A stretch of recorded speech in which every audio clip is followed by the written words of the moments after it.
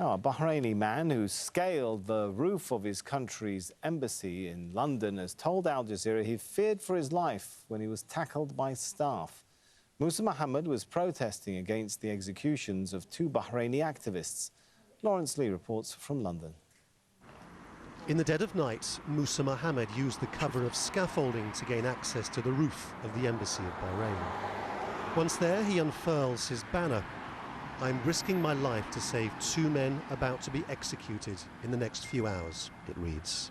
We did many protests. We do send them letters for the human rights organization and the UN as well. It doesn't stop. But I feel in my heart there's something I can't do to save their life. That's why I went to the rooftop of Bahrain Embassy. Shortly afterwards, the police arrive, and for a good 10 minutes, nothing much happens as they try to work out how to handle the situation.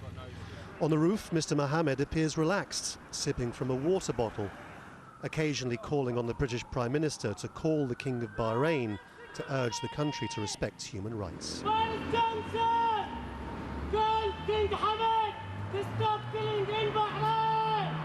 But suddenly everything changes. A figure appears on the roof next to the protester.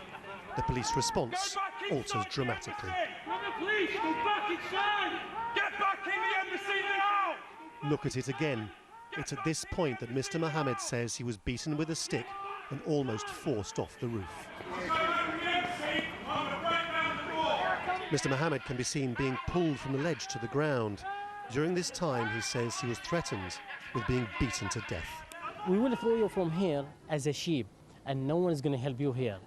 Even the UK police, the first time they said even the tax was down, and the second time they said even the UK police, they can't help you. No one can come to us here in our land.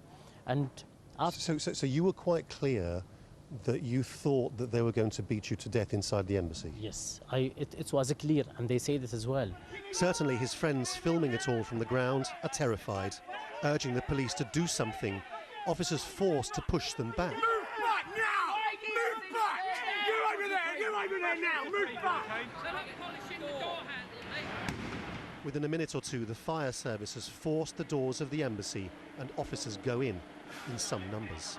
The embassy has said it regards Mr. Mohammed's protests as being in support of what it describes as terrorists, and in the end, what happened on the roof is their word against his. But what was extraordinary was the police response, because officers plainly were so concerned about Mr. Mohammed's safety that they had no compunction in breaking every rule in the diplomatic handbook and ordering the forcing of the doors of the embassy of another country.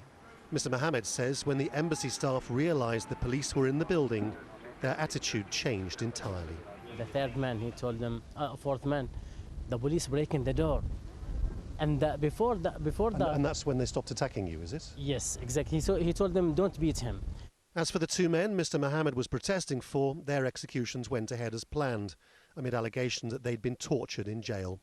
And in London, an indication of how concerned the police are about what might happen to protesters inside the walls of the embassies of Gulf states. Lawrence Lee, Al Jazeera, London.